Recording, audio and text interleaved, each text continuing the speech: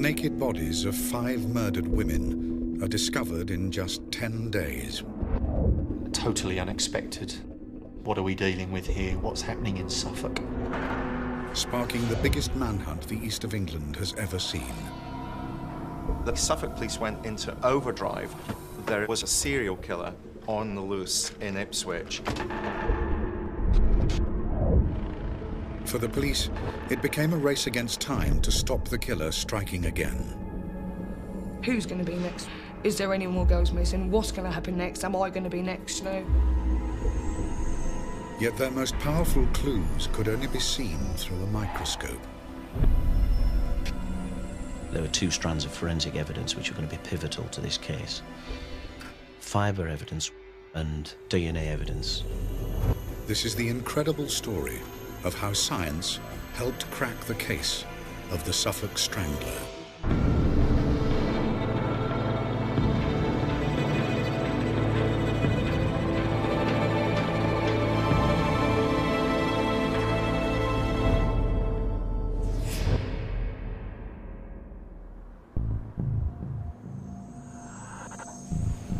Ipswich is a port town and no stranger to prostitution. But an escalating drug problem has seen an increase in the number of women working the streets. It's a situation that worries DCS Stuart Gull. There were in the region of 100 or more sort of prostitutes working in the Ipswich area, highly vulnerable and at risk. Monday, the 30th of October, 2006. Local girl Tania Nicol fails to return home. But there's something her family doesn't know. Tania's been leading a double life. How much? 50 quid. Nothing weird. 20 more like. 30. For the last few weeks, Tania's been working as a prostitute to support her drug habit. It's a scenario familiar to many of the local working girls. The manner of Tania's disappearance particularly concerns DCS Stuart Gull. She had literally disappeared off the face of the earth. Her phone records showed us a very flat line from the 1st of November. No incoming or outgoing movement of data at all, and again, that was a real cause for concern. Just over 2 weeks later, another girl, 25-year-old Gemma Adams, has been reported missing. Like Tania, Gemma is also working the red light district to pay for her drug addiction. It was then that we really started worrying. Are they still alive in a room somewhere, you know, or have Tania and Gemma done this to a dealer and both of them are gone? You just don't really know when you're involved with drugs what the true reason is. As part of the investigation into Tania and Gemma's disappearance, the police stopped motorists in the areas the girls usually worked. Please, sir.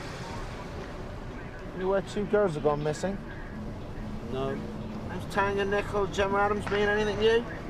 No. Those names don't mean anything to me. All right, move on.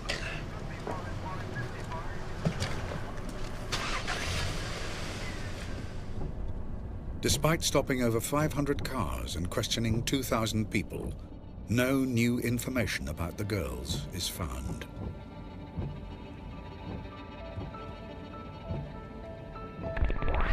Tania Nicol has now been missing for just over a month. Gemma Adams for 16 days.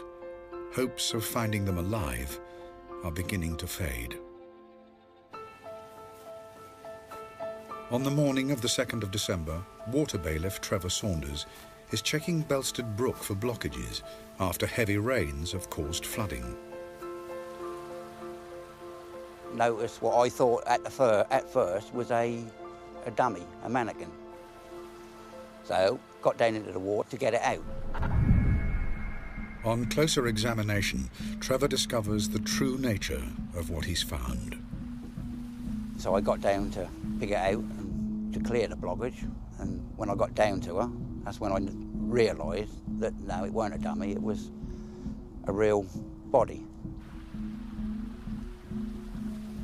And immediately thought to myself that I found one of the missing girls. Trevor Saunders' discovery is relayed to Stuart Gull. Apart from that, nothing. Girl, someone's called in, they found a body. Where? In a stream behind some fisheries near Hintlesham. Let's keep a lid on this until we're sure of the facts. Can somebody let Tania and Gemma's parents know that a body has been found? I don't want them hearing about it through the news. What do you say?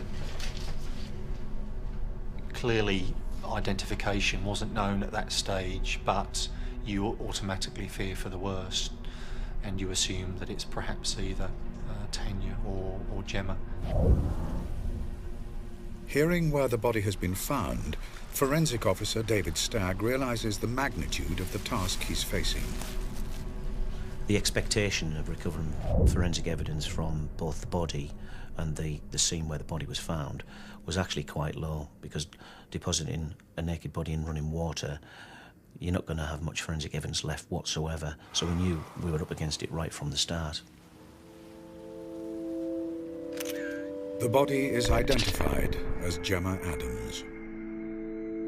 News of Gemma's death soon spreads. To hear that it was her, you know, just, well, you know, it's distraught me even now, you know, I don't like thinking about it, but, you know, it just rips your insides out. The search for evidence intensifies. In freezing conditions, divers and forensic teams scour the area for almost a week. The search is about to be called off when a diver makes a shocking discovery.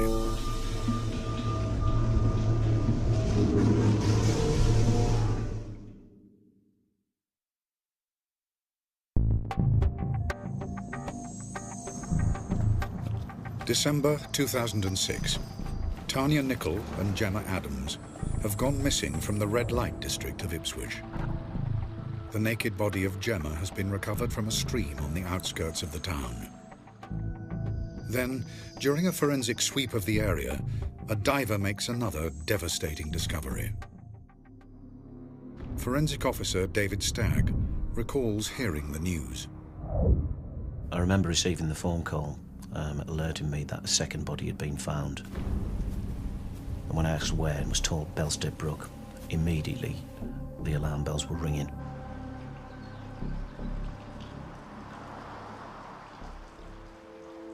Less than 2 miles downstream from where Gemma Adams has been recovered, there's little doubt the second body is that of Tania Nicol. Not in my wildest dreams did I anticipate that they would uncover the body of Tania Nicol. We were now no longer dealing with two missing persons.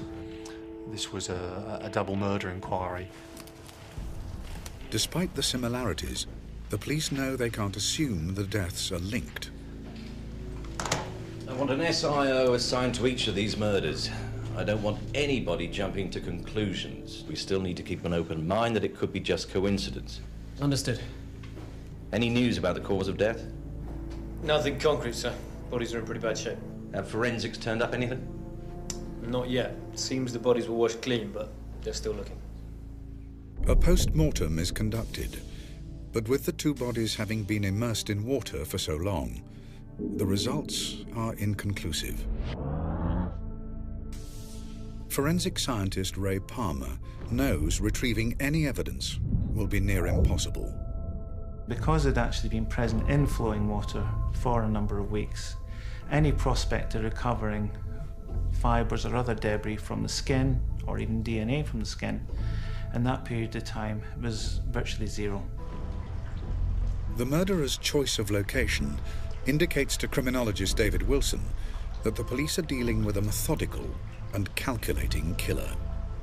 The fact that he had placed the bodies in water so as to destroy any forensic evidence suggested to me this was a very, what criminologists would describe as organized killer. By organized, I mean that he's very carefully thought through how he's crucially, going to avoid being detected from the police.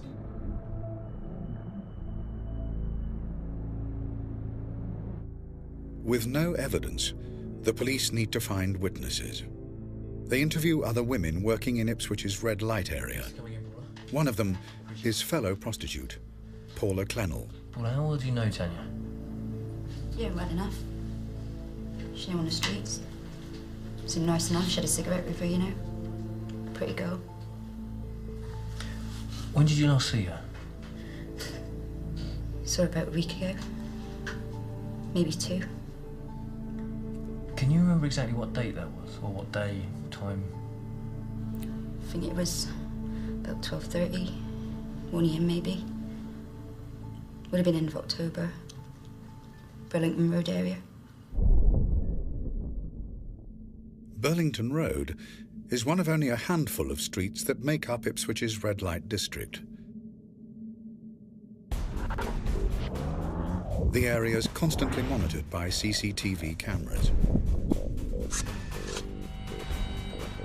To try and spot Tania the night she went missing, police trawl through a staggering 16,000 hours of footage.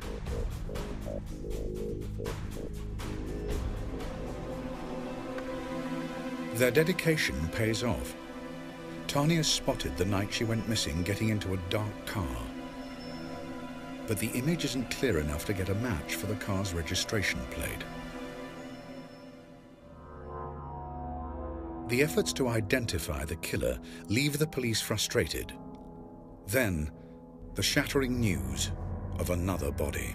The motorist had reported finding what appeared to be the naked body of a young female.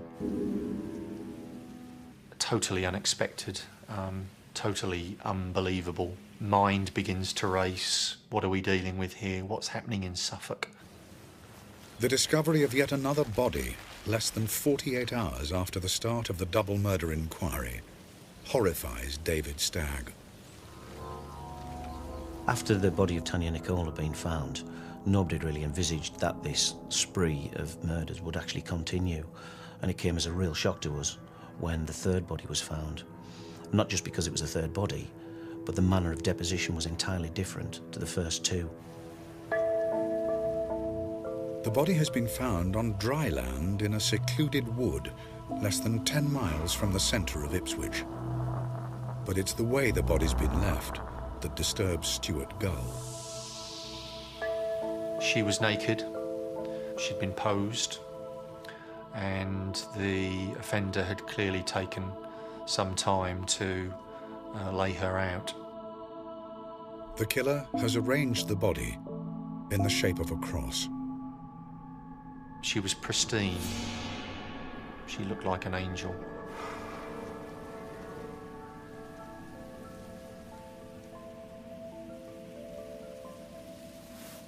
Distinctive tattoos on the body establish the identity of the third murdered woman as mother of one, 24-year-old Anneli Alderton. No one had reported her missing. Like the other victims, Anneli had also been working as a prostitute to pay for drugs.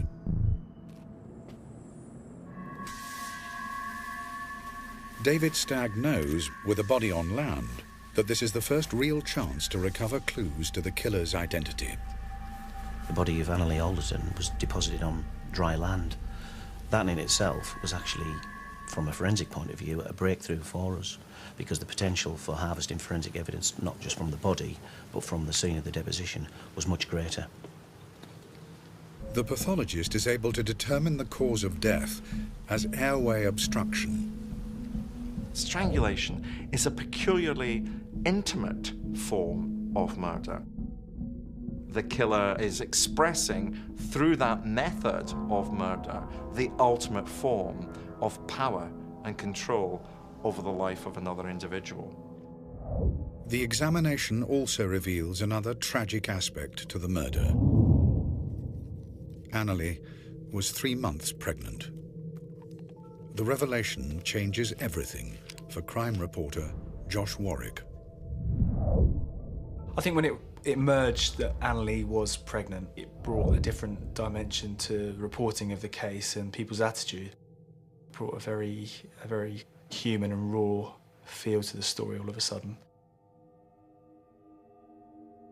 Breakthroughs still prove elusive. A witness reports seeing Anneli boarding a train exactly 1 week before her body was found.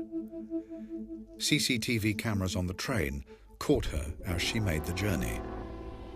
But no further information turns up. With the discovery of 3 murder victims in less than a week, all with such similar backgrounds, criminologist David Wilson has little doubt about the type of murderer the police are chasing.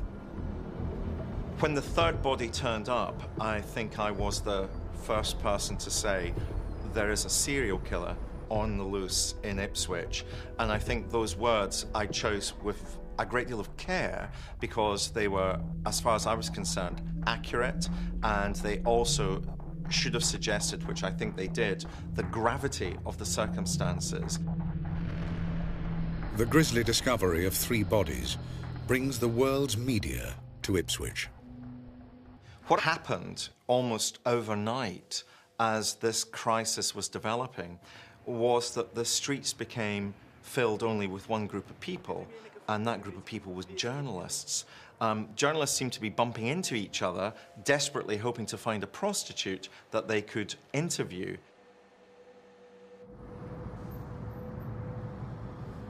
Despite the fact that a killer seems to be targeting prostitutes, most of the girls continued to work the streets as usual. We were all worried and obviously scared, but we all had to go to work anyway. You know, we had drug addictions, we had addictions to feed.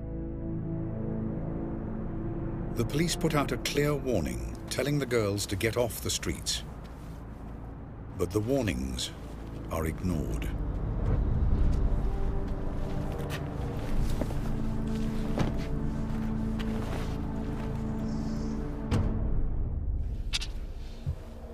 Go. 2 more girls have been reported missing. Annette, Nicholls. Second. Paula, Clennell. The newly reported missing women are identified as mother of 3, Paula Clennell, whom the police had questioned earlier about the disappearances, and 29-year-old Annette Nicholls. Annette's disappearance hits Jade Reynolds hard. She was my best friend. Really, yeah, the most amazing person I've ever met in my life. You know, she changed my life for the better. Just 6 days before she'd gone missing, Paula Clennell had been interviewed by a local TV crew. Why have you decided to come out tonight? Because I need the money. I need the money, you know. Despite the dangers? Well, that has made me a bit wary about getting into cars, you know. But presumably you will do that tonight? Well, probably.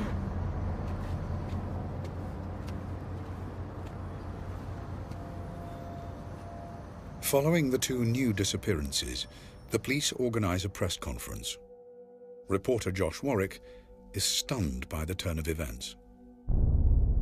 The shock and the amazement of everybody, certainly ourselves, when we were told that these are 2 other women that had been reported missing, both prostitutes, both drug addicts, it was unbelievable, really. You know, it was just incredible.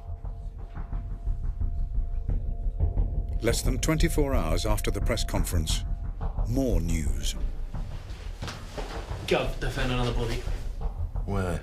In the woods close to where Anneli Alderton's body was found.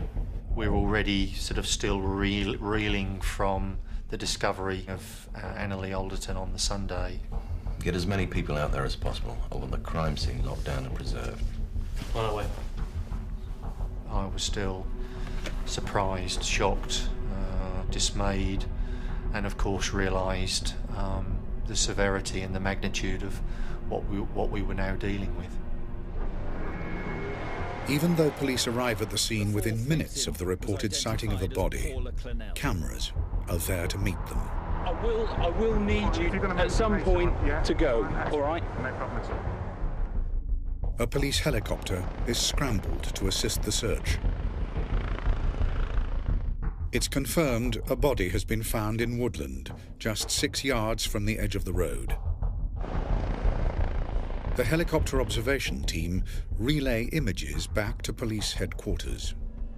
I can remember looking at the screen and seeing what clearly appeared to be the dumped and crumpled body of a naked female. But Stuart Gull is soon to see yet another, even more harrowing image.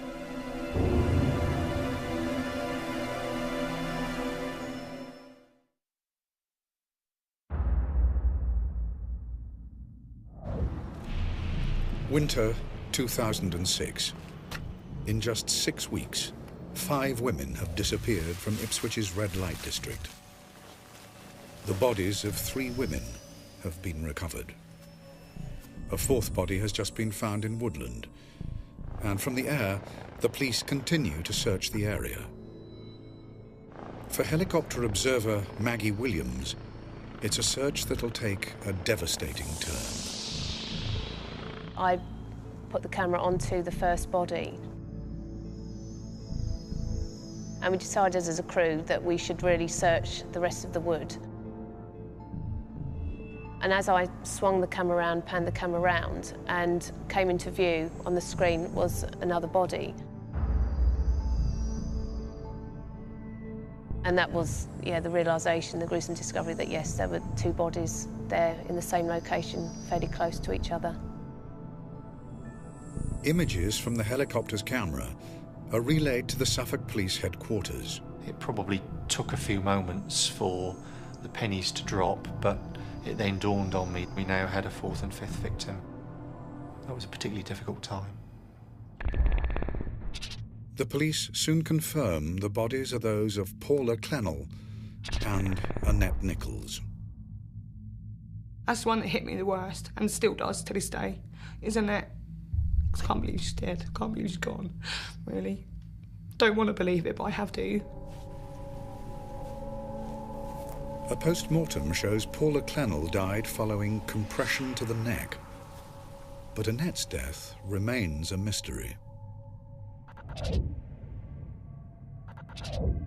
Tragically, all 5 of the missing women have been found dead. Stuart Gull reluctantly announces the police are looking for a serial killer. Whilst we only had a cause of death for 2, in all probability, all had died as a result of some form of interference with the airway.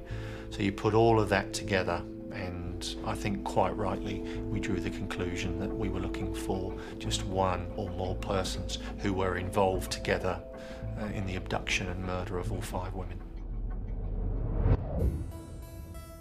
600 officers and staff from within Suffolk are now assisted by a further 500 from around the country. It's the biggest police manhunt the East of England has ever seen. With the announcement that a serial killer is at large, the media attention dramatically increases. I think you'll agree there's little doubt that the murders are the work of one person or persons working together. We had a number of people of interest, a small number at that stage, but it's a very methodical, very sort of scientific process that you need to go through. You can't declare everybody a suspect, otherwise you make no progress at all. One name seems to offer itself up. Following an interview with a newspaper in which he admits to knowing the 5 victims, 37-year-old supermarket worker Tom Stevens is taken into custody. In custody and helping police with their inquiries, the man who lived here is being held by police hunting the Suffolk serial killer. The police had to arrest Tom Stevens on that occasion because, if in effect, he said, I knew all of these 5 women. They've all been back to my house. I do not have an alibi for the nights that they went missing. In those circumstances, the police would have been bonkers not to have arrested somebody who's openly saying that. Without solid evidence, the police know they'll soon have to let Stevens go. Then, the forensic team take an extraordinary step forward. Tiny amounts of DNA are retrieved from the bodies of Anneli Alderton, Annette Nicholls, and Paula Clennell, the 3 women found on dry land. My initial feeling was one of surprise, bearing in mind the very hostile environment that these young women had been found in. I wasn't over-optimistic that we'd recover forensic material as quickly as we did. The forensic team's objective is to see if this DNA is that of the killer. But there's a problem. There may not be enough DNA to examine accurately.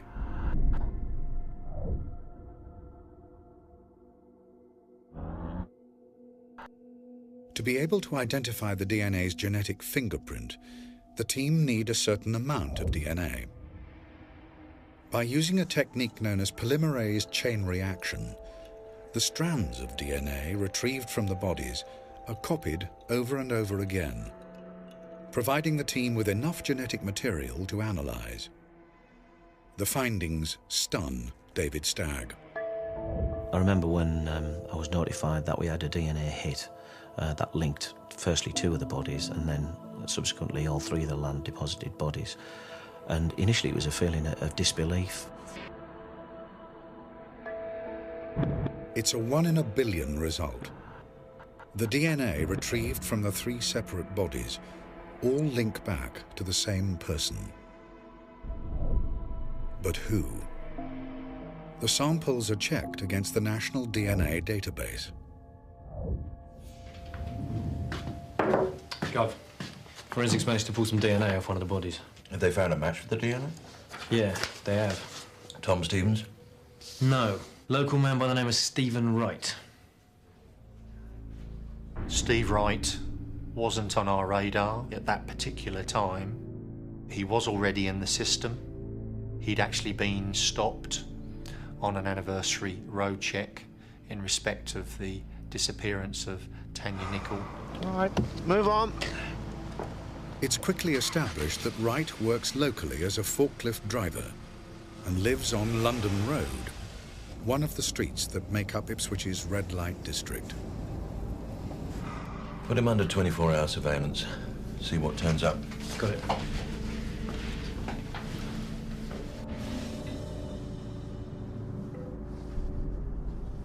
The Suffolk Police know Wright's arrest has to be handled carefully. Wright is placed under 24-hour observation. Once the suspect had been identified as Steve Wright, there was an incredible amount of planning went into the arrest phase, and from our perspective, the real detail around it was how were we going to deal forensically with his house, with his car, with him when he comes into custody. By giving the forensic team time to prepare for Wright's arrest, Stuart Gull knew he was taking a calculated risk. Having deferred the arrest of Steve Wright for 24 hours, I effectively put a ring of steel around him. I couldn't afford for him to be at large. With the forensic team's preparation complete, the police arrive at 79 London Road in the early hours of the 19th of December.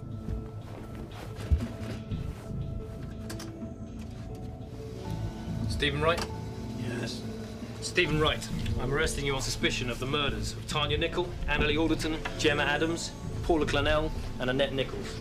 The 48-year-old man was arrested at his home address in Ipswich at approximately 5 a.m. this morning, Tuesday, the 19th of December. You do not have to say anything, but it may harm your defence if you fail to mention something that you later rely on in court. He has been arrested on suspicion of murdering all 5 women.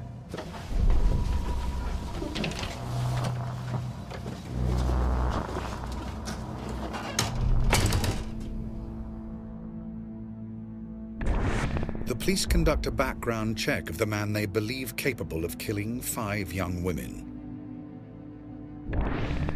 Born in Norfolk in 1958 as one of 4 children, Wright was to lead an unhappy childhood, with his mother leaving home soon after his 8th birthday. With no qualifications, Wright drifted from job to job before working as a steward on the QE2 for 6 years. In 1988, Wright set himself up as a pub landlord, but with little success.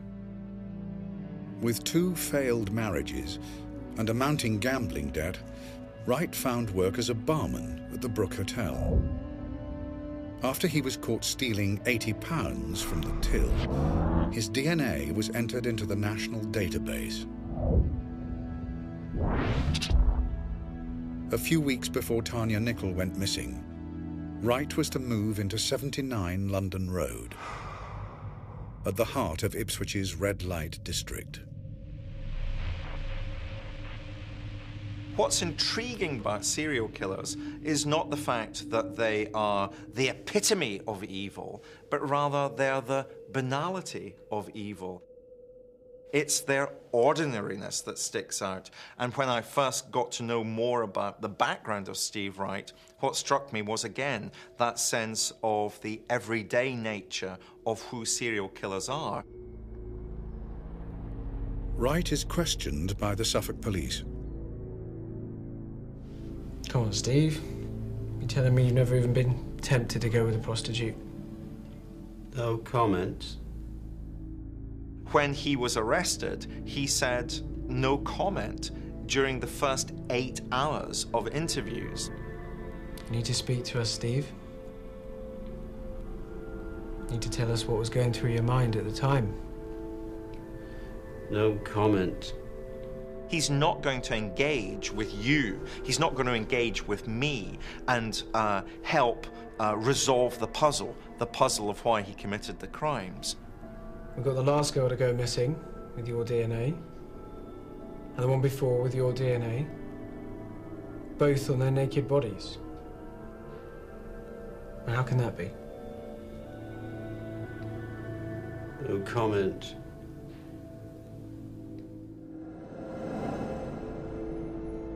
Even without a confession, the DNA recovered from the bodies is proof enough for Stuart Gull to announce that Wright has been charged with the murder of all 5 women, and Tom Stevens is to be released.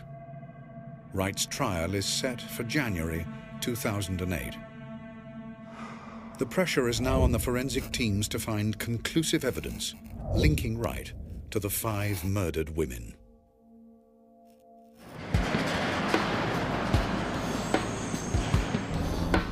The police impound Wright's car. As part of our forensic strategy, we identified Steve Wright's car as a key exhibit that needed to be examined in fine detail, not just for fibre evidence, but evidence of any other transfers.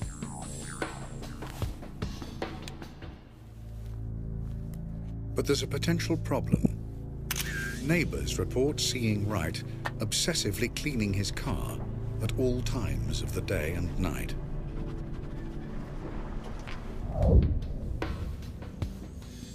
Undeterred by Wright's efforts, the forensic team set about the painstaking task of lifting fibres from the car, in the hope they'll be able to match them with fibres found on the bodies.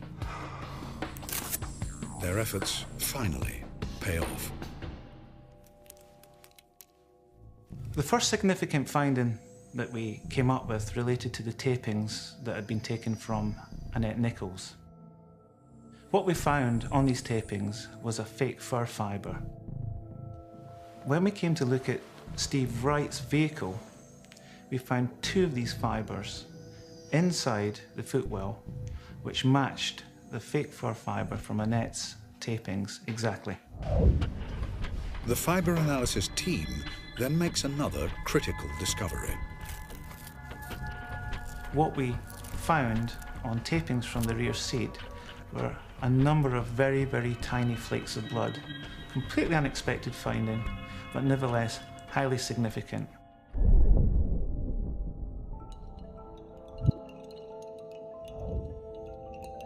By recombining the individual flakes of blood into a single droplet, enough DNA is recovered to allow a match. The blood belongs to Paula Clennell.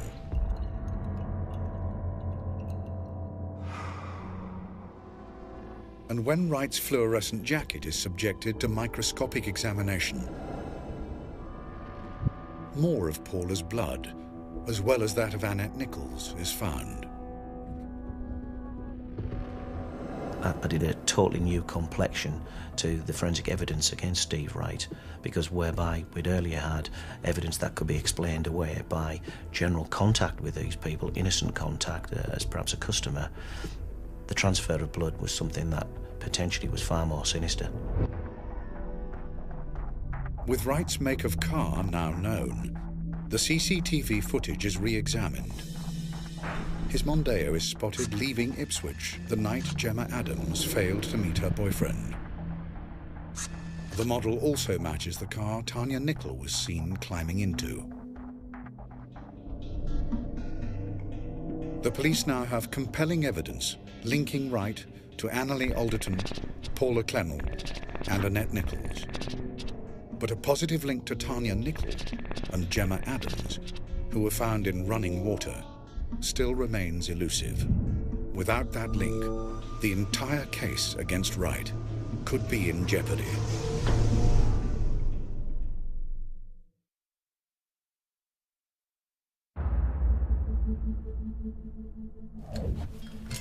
"48-year-old Steve Wright has been arrested on suspicion of murdering 5 women.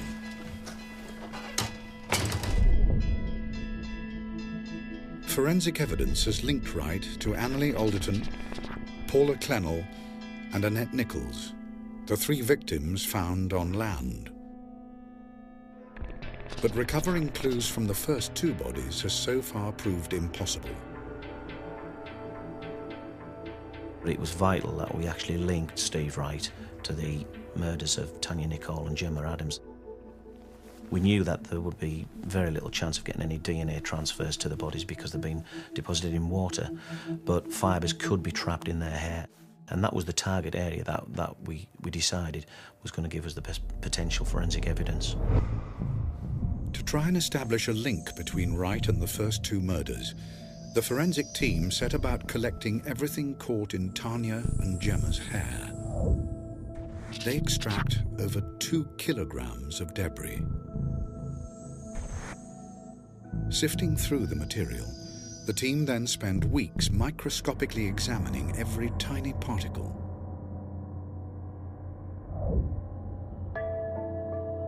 Against all the odds, they find what they're looking for: coloured fibres trapped deep in Gemma's hair. In particular, we found blue polyester microfibres which matched Steve Wright's tracksuit bottoms. We found red acrylic fibre which were present in Steve Wright's car and on his sofa in his living room.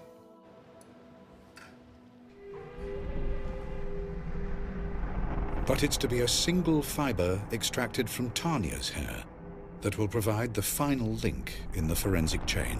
Well, in the case of this fibre here, we recovered this from the hair debris of Tania Nicol, which is a black nylon fibre with a very distinctive cross-section.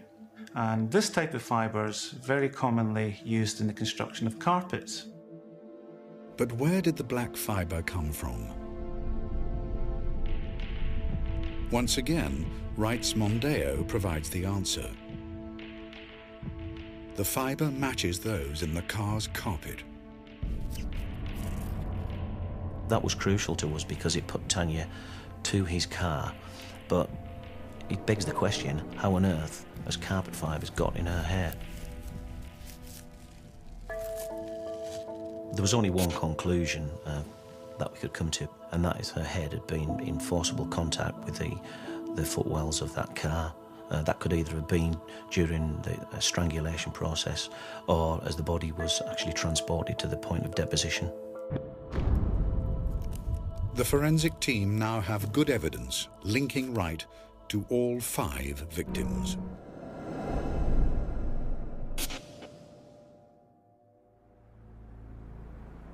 On the 14th of January 2008, the trial of Steve Wright begins. We were under intense pressure and scrutiny. We felt the weight of expectation. But of course, until the evidence is delivered before the jury, you really don't know which way the case is going to go. Wright pleads not guilty to all 5 charges of murder.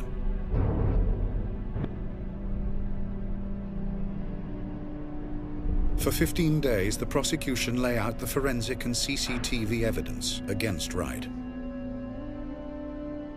On the 7th of February, Steve Wright takes the stand in his own defense. He tries to offer a plausible explanation why his DNA may have been found on the murdered women. I had sex with Gemma Adams in the back of my car. Wright also admits to picking up Tania Nicol, but insists she was only in his car for a brief period. When she got in the car, she had acne on her face, and it put me off quite a bit, really. I thought Steve Wright was particularly cruel in his description of Tania Nicol. That seemed to me to be a revealing insight into the psychological process that he had gone through to objectify those young women, thus making it easier for him to kill them. But Wright's explanations soon start to fall apart. Under the barrage of questions that came towards him, he literally could not maintain any control as the horrible, dreadful truth seeped out, to the extent that he started to say, No, I did not. I can't answer that. I couldn't say. You might say that. I don't know where the blood came from.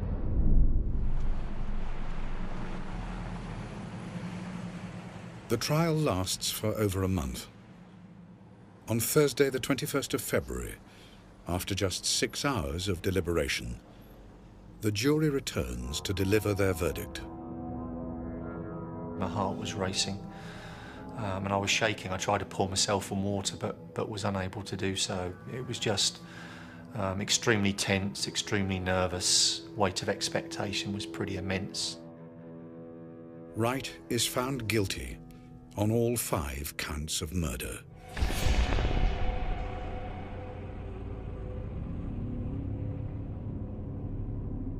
When the guilty verdict came in, there was a tremendous amount of relief for a start, but also a tremendous amount of pride, particularly from the forensic side, because we knew we played such an important part in the investigation. The judge hands Wright a whole life sentence. Steve Wright will die in prison. This was about bringing a serial murder to justice, and justice seemed to be done. But more than anything, relief for the families that they can now bring some closure to a very difficult period during their lives. Today, Ipswich's red light district has all but disappeared, helping erase the memory of those 10 days in December. But for some, the emotional scars left by the death of 5 young women still run as deeply today. People want to see me cry, they can see me cry, you know, because this is real, this is what happened, you know, these people I knew. And I'm not going to not cry because of it, you know, they were my friends. That's mine and Gemma's tree. No matter what her job was, what she'd done, she was still a human being, and a young one at that. So hopefully every year that will be in full colour, just to bring the rosiness back to her cheeks wherever she is now.